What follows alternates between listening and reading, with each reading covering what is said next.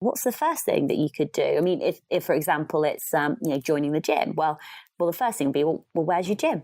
Okay, well, you can Google your gym. Okay, so you know where the location is.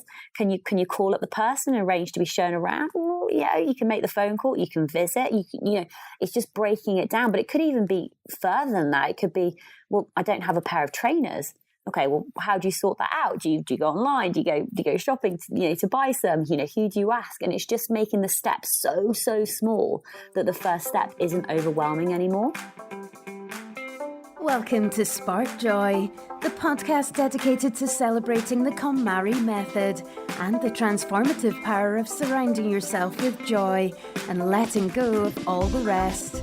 With your hosts and certified KonMari consultants, Kristen Ivy and Karen Sochi. And now, here's the show. Our guest today is Sarah Williams. Sarah is the founder of Tough Girl Challenges, which is an amazing platform for women who are taking on physical challenges and overcoming obstacles. Sarah started her professional life in finance, but found it lacking and wanted to do something more in line with her interest in the sporting life, and Tough Girl Challenges was born. As she built up a platform, she found that her blog, public speaking, coaching, and podcast, along with 3 books that she had written, was beginning to grow a community of girls and women who were motivating each other to reach their goals and achieve great things. She's based in the UK, but reaches women all over the world. Today, we will talk to Sarah about her journey, her work, and get her take on how to move toward being the person you want to be. And we will hear all about her next adventures. Welcome, Sarah. Welcome, Sarah. Oh, thank you very much for having me. It's a pleasure to be here. Well, we're so glad you were able to join us. So a lot of the people think about chucking it all and setting out to fulfill their passions, but most people never get to do it. What motivated you to go from investment banking to starting Tough Girl Challenges? To us, it was actually, it didn't happen overnight and it didn't happen straight away. But I suppose the backstory was I was working ridiculous hours. I was very stressed. I was very grey. And I had one of those days when I was commuting in London. So I get on the tube in the morning with, hundreds of other people, and I'd travel over to Canary Wharf, and I just wouldn't go outside because you'd arrive at the tube station, that's the underground mall, and then you go straight into your building and you'd work all day. You get your lunch there. You get your breakfast there. People come and collect your dry cleaning. There's a gym on site. You can have your hair done. You basically didn't need to leave work. And I think it was just one day. I was up on maybe the 15th or 16th floor, and I realized I just hadn't been outside. I was tired. I was grey. I was ill. And I'd been promoted the year before, and I was starting to think, right, if I want to take it to the next level, I've got to, step it up. And I just didn't have the energy. I didn't have the desire. And I just realized I didn't want to do it. And I think that was a really interesting point, because I knew I just wasn't happy anymore. There wasn't any joy in my life, but something needed to change. And I was in a very fortunate position that I did have savings behind me. So I was able to leave and know that I didn't really need to do anything for 18 months. So I had this window of opportunity where I could just try and find out, what did I like to do? What did I enjoy? What were my passions? Because I think all too often is you go through life ticking these boxes and just following the crowd, or following what your parents want you to do, or following your siblings or your peers. And for me, it was a case of going to school, going to university, going down to London, getting in a job, and then suddenly 8 years later, waking up and being, whoa, what am I doing? Because I'd never actually thought about what I wanted to do. And even after I left my job, it was an incredibly difficult time period, because I just didn't have a purpose. And yes, you could look at what I was doing. I was going traveling, and I headed off to Australia to spend time with my family. I spent some time in Africa climbing Kilimanjaro, spent time in Ibiza and Miami and the Bahamas and all these wonderful places. But I think deep down, I still lacked this purpose. And it was actually while I was in South America, and when you're in South America, you travel by buses to a lot of these places, and you can be on these buses for 18 hours, 20 hours at a time. Wow. And it was finally, because I was by myself, I was finally had that time where I could just think, and there was no pressure. There was no family. There was nobody who knew me. And it was just this amazing thinking time. And that's when I really started to think, well, what do I like doing? Not what should I like to do, but what do I actually like to do? Where are my passions? What are my interests? And I started to realize that actually, I love travel. I love adventure.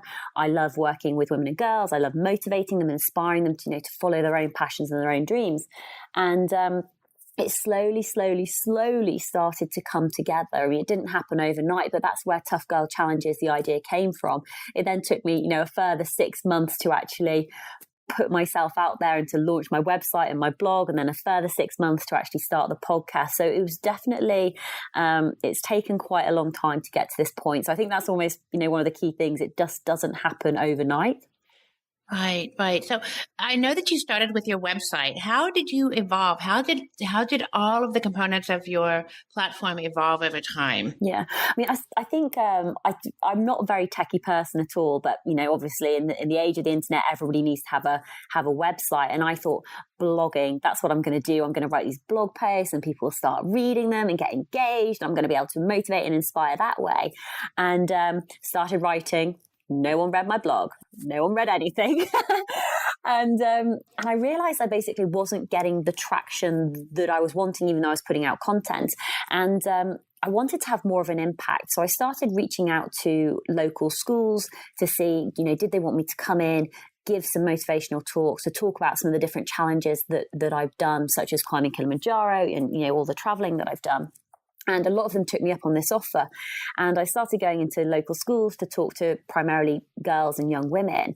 And it was, that was almost the next step, was doing the motivational speaking. And from there, I was asking these girls, what are your goals? What are your plans? What are your ambitions? And many of them didn't have any, or they wanted to basically to grow up to be pretty. And we have something in the UK called a WAG, which is when you're the wife and girlfriend of a footballer. So it would be the same thing as, being the wife or girlfriend of like an NFL player or basketball player. And in your heart just sinks, and you think, this is our future generation of young women growing up. And why is it like this? And I think I was just at home flipping through the papers, and I thought, hold on, where are all the women? Why can't I see any women athletes, women adventurers, women explorers? I just couldn't see the female role models. And I like to think, I'm educated, I read a lot, but if I'm struggling to find the women, what are 14, 15, 16-year-old girls? How are they going to be able to find these role models? And podcasting at that time was still a very new medium, and it had been around for a while. And I just thought, what about podcasting? And I had a very good friend who said, Sarah, do a podcast, interview these women, share their stories. And my first response was, I'm not technical. I don't know how to do this. I have no idea what I'm doing. So it took me a further 6 months, to figure it all out. But that's when I started podcasting. So I started back in 2015, in August 2015, with 4 episodes. And it's just grown and grown and grown since then. And I've now interviewed over 140 women from all ages, all backgrounds, a whole variety of different stories, with the sole purpose of, helping to increase the amount of female role models in the media. But as you all know, like, podcasting is such a powerful medium, because you get to hear the passion in people's voices when they're talking and when they're sharing really vulnerable moments. So, on the Tough Girl podcast, we talk a lot about fears, fear of failure, and not succeeding. And we talk about mental health and dealing with anxiety and the nerves, and, that feeling in the pit of your stomach when you want to step outside your comfort zone, but you don't know how to take that step. And so that's sort of how it's evolved. And then I did a challenge last year where I thought, well, if I'm talking the talk and wanting to encourage more women and girls to get fit and active and to travel and explore, then I've got to do something myself. So I decided to through hike the Appalachian Trail, which is the longest only hiking footpath in the world on the east coast of America, which starts in Springer Mountain, Georgia, and heads all the way up to Maine. And I ended up walking 2,190 miles in 100 days. And I started to vlog that challenge because I wanted to show other women and other girls that actually when you are out on these challenges, it's not fun all the time, and actually what it looks like to be out there challenging yourself. And I wanted to show those raw emotions and the hardships and the difficulty and the suffering, but also I wanted to show the joy and the fun and the pleasure that you can get from pushing your body to the limits.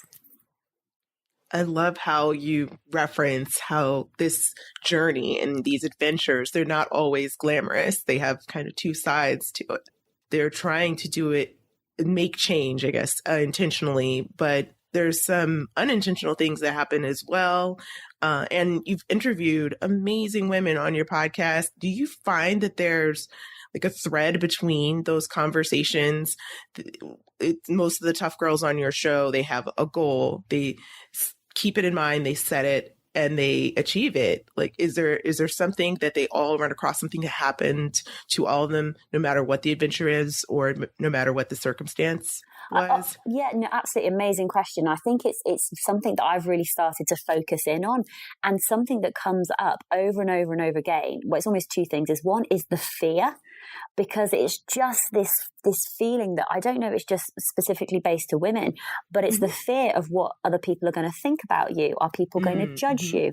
It's that fear of, well, what if I fail? What if I can't do this? What will people think? And people tell themselves these stories, and I have, I've interviewed women who basically tell me, I'm an ordinary woman.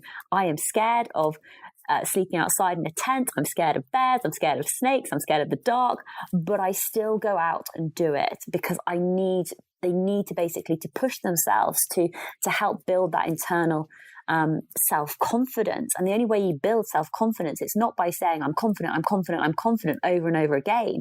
It's by going out and doing a challenge. So not only have you got, the fear, the other thing which comes up as well, and I think which is really interesting, is it's taking that first step, because it is the hardest step, no matter whether it's starting a podcast, starting a new job, starting the Appalachian Trail. But actually, once you start, you do build momentum and things start moving forward. But some people, it's that start, it's that initial start. And I think that's the really interesting aspect, that so many people let things overwhelm them and they just think, I could never do that. I could never do that. Whereas actually they're almost thinking too big, and they need to bring it right back down to, well, what's the first thing that you could do? I mean, if for example, it's, joining the gym, well, the first thing would be, well, where's your gym? Okay, well, you can Google your gym. Okay, so you know where the location is. Can you call up the person and arrange to be shown around? Well, yeah, you can make the phone call. You can visit. It's just breaking it down. But it could even be further than that. It could be, well, I don't have a pair of trainers. Okay, well, how do you sort that out? Do you go online? Do you go shopping? To buy some? Who do you ask? And it's just making the steps so small that the first step isn't overwhelming anymore. I love that tip. And I would love to hear more about kind of maybe some of the fears that you faced when you were breaking your journey, your most recent adventure, down into small steps. I'm from Virginia, so I'm familiar with the Appalachian Trail, and I think it's amazing that you hiked the whole thing. That's just crazy. So, were there certain barriers or times that you just felt like you wanted to give up, or? Oh my God, absolutely. And I think it's, even before I started the opportunity, this is actually a very practical tip, which I found, which anybody can do. But what I did is, when I was at home in my nice, comfortable environment, I basically got a piece of paper out, draw a line down the center, and on the left-hand side, I wrote down my fears. So what if I get injured? What if it rains? What if I run out of money? What if I have my kit stolen? What if I have to deal with a bear?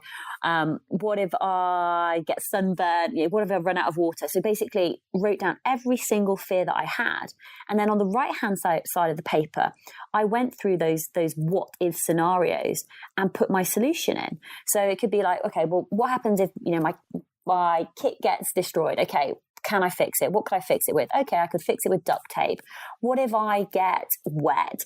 Okay, well, when you get to the shelter at night, you'll be able to dry off and dry your clothes. You can dry them in the sun. What if you face a bear? Okay, and then I'm thinking, well, I don't know how I would face a bear. What do I do? you've got the amazing Google, and you can just look and do your research. So while you're in the comfort of your own home, you can actually think through these scenarios, plan what you're going to do. So actually, when you are out there, or, depending on whatever it is that you're doing, it's not this completely new situation because you've actually already thought it through previously. And you've had that time to think, and you may not remember everything. And obviously you can't control for everything that happens on an adventure or a new challenge that you undertake. And that's part of the challenge, is this unknown. But by even doing that simple exercise, you will have ticked off a lot of those fears. And sometimes it does just come down to, oh, okay, well, if I get wet, then I get wet. Or if my feet hurt, then I've got to still carry on walking, or, whatever it may be. But that was something I did before the trail. But while I was out on the trail, I think I definitely, the first night camping, first night putting up my tent, the first time I saw a bear, when I realized that I was behind schedule. So I was needing to manage to walk 22 miles every single day. And I basically ended up getting behind because I couldn't start out with that mileage. And so from day 30, it was like, I'm never going to finish this. I'm not even a quarter of the way through. And then day 50, I'd made it like 1,200 miles, 1,000 miles by day 50. But I still had a further 1,200 miles to go in the same amount of time, but I was getting weaker and I had more challenging terrain. And it very much becomes a mental battle. And the interesting thing as well, and I don't know if you guys do it too, is it's the pressure that we put on ourselves, because no one had said to me, Sarah, you've got to walk the Appalachian Trail in 100 days. That was my challenge. That's what I wanted to do to make it challenging to me. So I think you're always facing these fears, but when you face them, when you overcome them, it does empower you, and it does just make you a stronger person. Well, that's so great.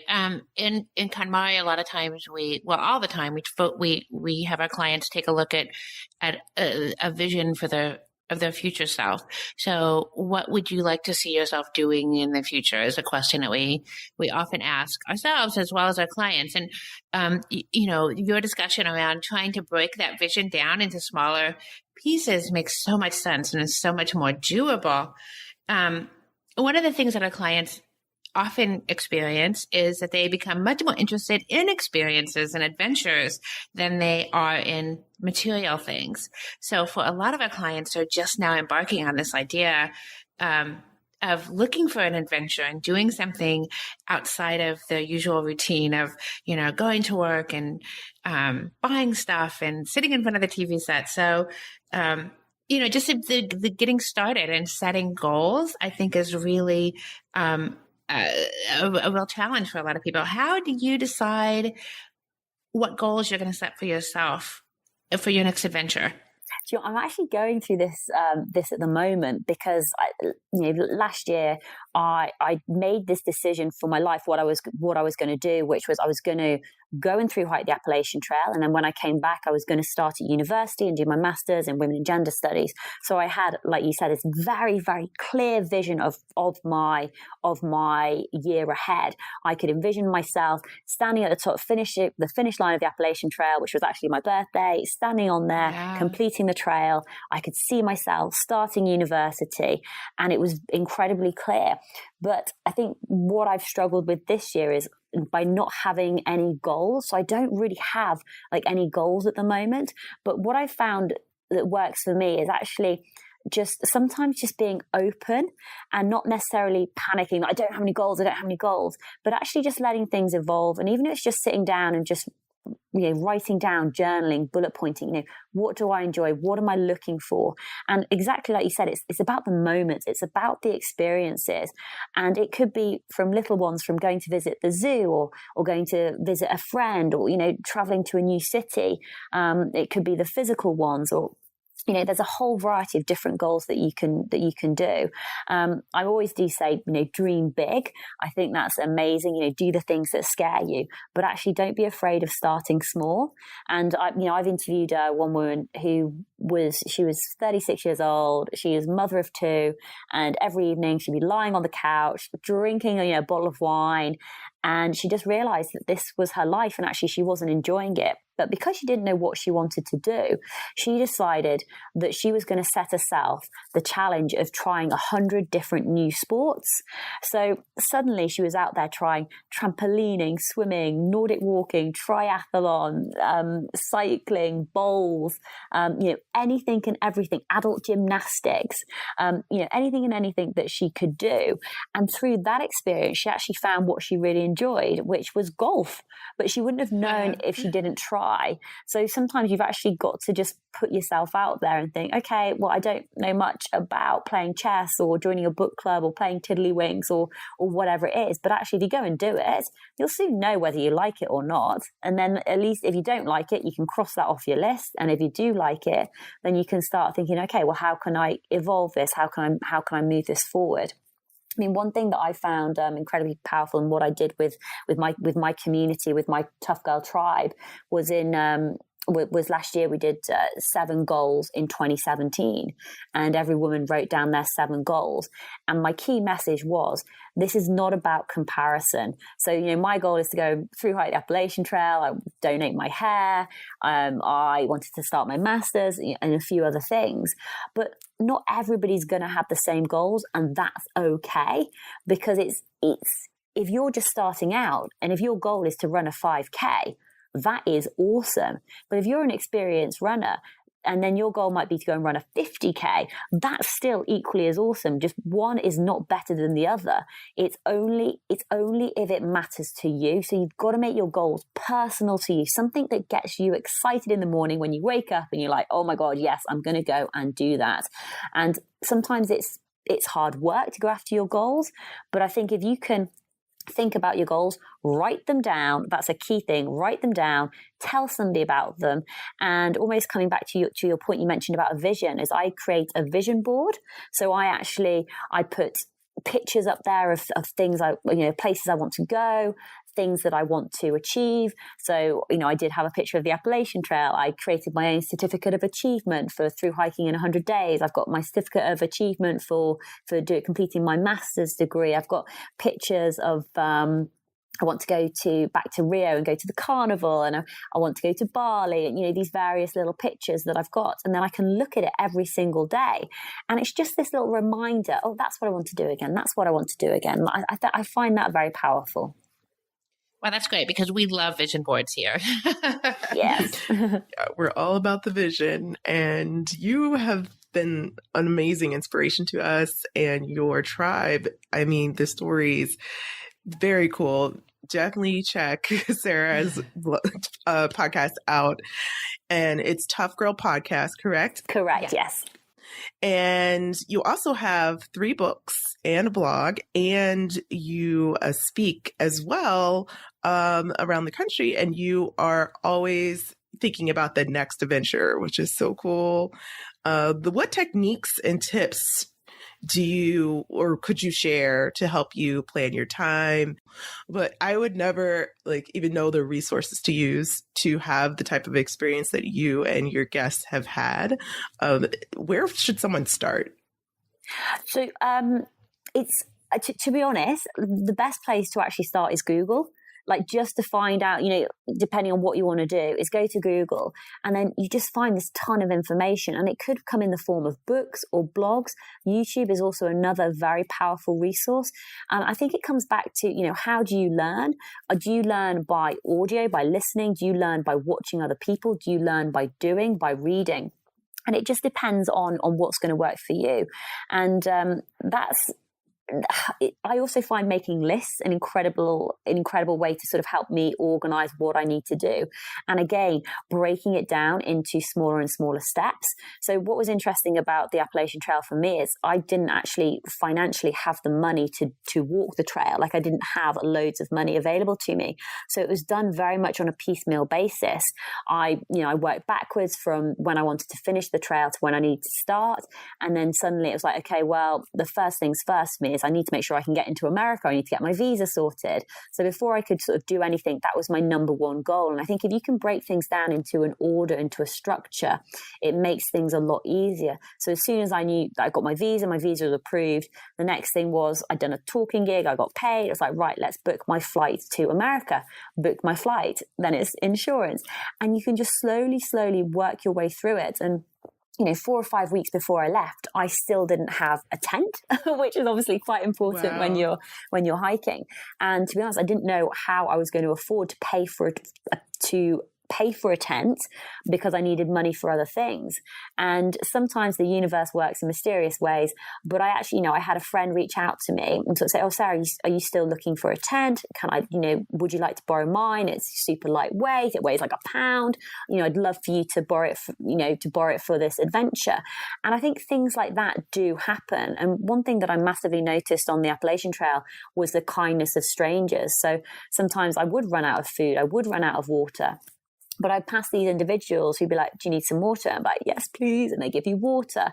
I mean, even on my final day, my summit day, I basically, on the day 98, I walked 33 miles. On day 99, I'd walked 33 miles. So I'd done 2 ultras back to back. I had run out of food. And in the morning, I was staying at this campsite, but I got up at 6:30 and the campsite store was closed. And I remember looking in the window, seeing all this food, but not being able to get access to it.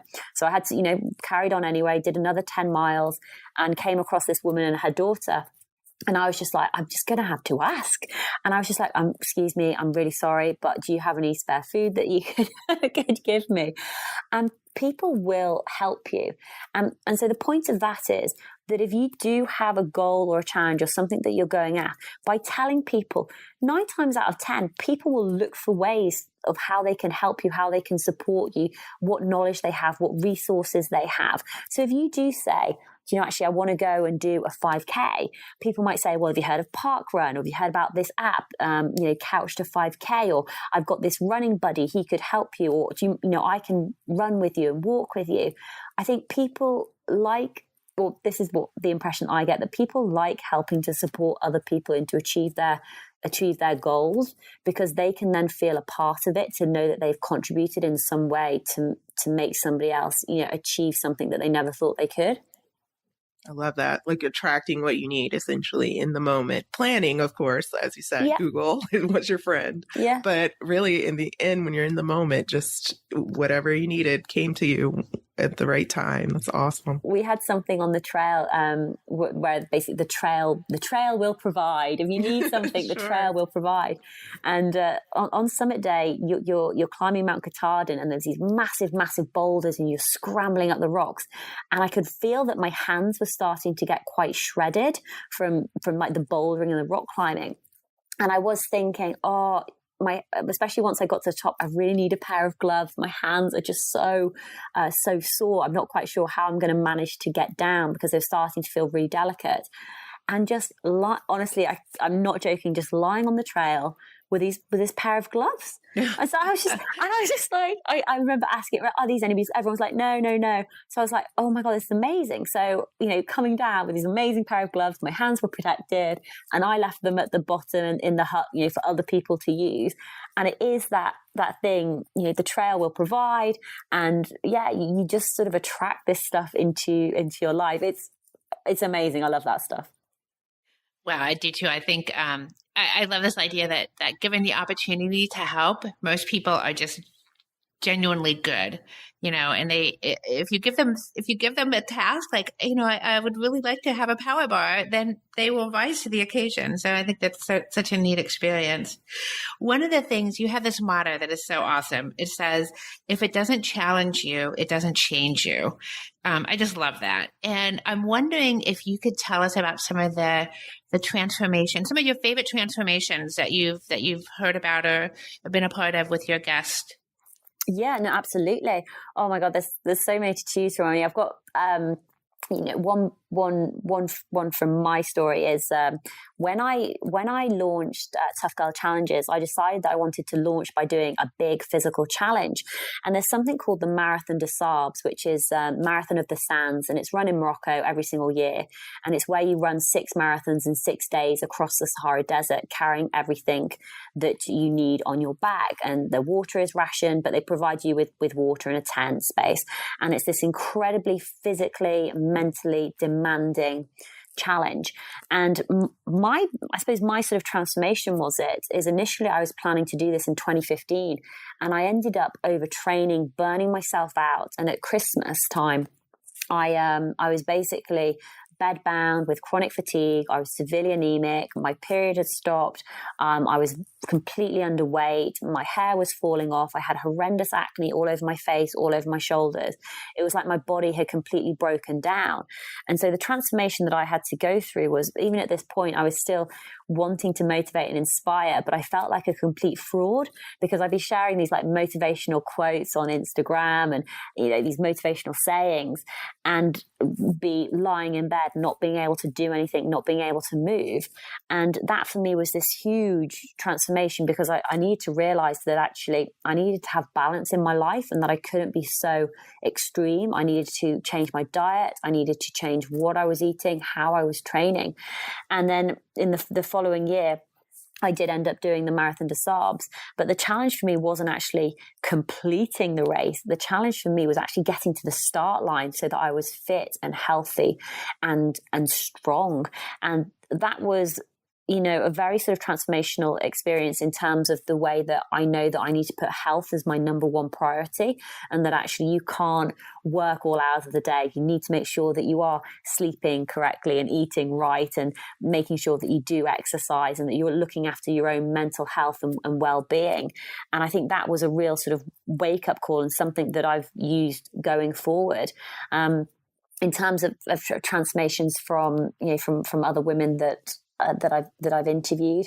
I did something really quite interesting and different in 2017, which is where I took the stories of 7 ordinary women and followed them throughout the year, so we could catch up on their goals and on their plans and how it was all going. And that was really interesting, because I think many times people just see what other people have achieved and they think, oh, that was easy, or, you know, they didn't struggle to get to that point, or it just happens for them. And one of the stories which really sort of struck a chord with a lot of people was a girl called Laura Try. And Laura's goal was to row around Great Britain. And she needed to raise £25,000 to do this row, which I think is maybe about $40,000. So, you know, big, expensive race. And the interesting thing about Laura was that she was actually homeless at the beginning of the year. And yet the previous year, but she'd still decided to go out and do this challenge. And it possibly was one of the it was so hard watching her go through this, trying to raise the money, seeing all the methods that she used, trying to get her fitness up to date. And it was really touch and go whether or not she was going to make it.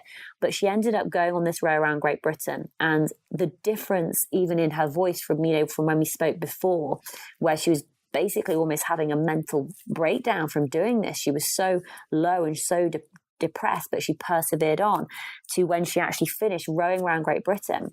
And she was just in this whole other place. And what's amazing now is that, you know, rowing is one of her passions. She quit her previous job. She's moved on to work for another company called Rannoch Challenges, who build boats. She was part of of helping the support crew for the row across the Atlantic, which happened earlier on. And she has just completely changed who she is, what she does, and how she does it. And I think that can happen a lot with women. I mean, even my own mum, I'd say my mum's in her 60s. And she started the gym with me a couple of years ago, but she's never been much of a runner. And she wanted to do a 5K. That was her goal. And I went with her and I supported her, and she got round without stopping. And the sense of achievement, like she was just buzzing, and her confidence, it just increased so much from setting out to run nonstop 5K, 3 miles, And the fact that she went out and did it was just so inspiring, not only, for herself, but to everybody else who knew her. It was like, oh, Chris, you've gone out and done, wow, that's amazing. And I think that those transformations, when they happen, they not only impact on you, but they can also impact on your friends and family and the people who surround you, because they'll look at you and say, well, if she can do that, maybe I can. Love it. That's such a great story. I have goosebumps. Well, Sarah, before we leave you, we have one more question for you. You've already inspired us so much. Thank you for sharing your story and the stories of other in your community. At this very moment, what sparks the most joy for you in your life? I'm sometimes, when people talk about Mondays and they're like, oh, it's Monday, it's the start of a new week. Yeah. but I love it. I am just, when I look at my life and I compare it back to how my life used to be, I'm so privileged. I'm so happy in that I have this control over my life, what I want to do, how I spend my time. And the joy that I get at the moment is to be honest, it's from everything. I mean, I love my health. I love my fitness. I love the podcast. I'm doing interviews at the moment. I love sharing these stories. I love receiving emails from members of the Tough Girl Tribe telling me, because of you, I've just signed up for my first race, or I'm going to do a triathlon, or I was really nervous about doing this, but you know what, I'm persevering. This one lady emailed me saying, she started at the gym and she's quite anxious and quite shy. And she was in the gym and, there's big heavy weights everywhere.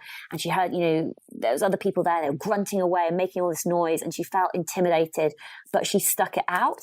And I was just like so proud of her, because I thought that's so difficult to do. And yet she did it. She continues to go back every single week. And that just makes me so happy. I also love the fact that I am building this platform. I'm getting to study more about gender, more about women in particular by doing my master's and this course, because it's given me this opportunity to really understand about feminism and equality and women's rights, which I feel as though I don't know enough about. So I just feel very privileged and joyous with everything, really. So, that's such an awful answer. I'm too happy with everything. But whole life is sparking joy. That's awesome. Yeah. No, I'm honestly trying. I mean, I could flip it on the other side and say, I'm suffering from a knee injury at the moment from doing the Appalachian Trail, and that's been a struggle. But 9 times out of 10, I think it's the mindset, it's how you choose to look at everything. And, I could be saying, well, I'm in a lot of pain at the moment, but actually that to me is just showing me that I need to look after myself. I need to go speak to an expert. I need to go and get it sorted out. So those are actually all really positive things. So, I'm very joyous. Well, you're incredibly positive. So do you have any other final words of wisdoms to share with our listeners? I said, but it just there's just so many cliches, but they are cliches for a reason, and it does work. And I think it is, if you want to do something, please, please, please just go and do it. And I've talked about it earlier, but, sit down, write down your goals, tell somebody who's going to be supportive, who's going to help you, who wants to help you achieve your goals. And then just start taking those small steps, those first steps, because it honestly can change your life and the direction of your life and what you're doing. And, I have gone from working 16 hours a day in finance, being grey and ill and miserable, to actually having complete control over my life, loving what I do, spreading this message of motivation and inspiration for women and girls. And it's not to say that it's been easy all the time, and I still work incredibly hard, but actually now I'm doing everything, and it's just such a clear purpose and such a clear mission, and I'm just so motivated with it. And if you can find something that does spark your joy, that does motivate you, that does make you excited about the start of a new week, then that's almost what you've got to follow and get doing. Small steps, big goals. Sarah, thank you so much for joining us here at Spark Joy. You are truly inspiring to women and girls of every age, and it was great having you here. Oh, thank you so much for having me. It was a pleasure to chat to you both. Thank you, Sarah, so much. We're so glad we got a chance to interview you. I feel like I need to go to the gym right now. I'm so motivated. Yeah, I need to find some hiking boots. Something. Exactly. I love it. That's fantastic. Great. Well, to connect with Sarah, you can visit her at toughgirlchallenges.com. You can follow her on Facebook at Tough Girl Challenges and or on Twitter at @_tough_girl, on Instagram at Tough Girl Challenges, and keep in mind her podcast is Tough Girl Podcast. So now we want to hear from you. Tell us your burning tidying questions or share stories about how KonMari has impacted your life. You can find us at sparkjoypodcast.com and click Ask Spark Joy to leave a question or comment for a chance to be featured on next week's show. While you're there, sign up to join our Spark Joy podcast community and get notified when each episode airs. You can also join the Spark Joy Podcast community on Facebook, Instagram, or Twitter at the handle @SparkJoyPodcast. Thanks for tuning in, and we hope your day sparks joy.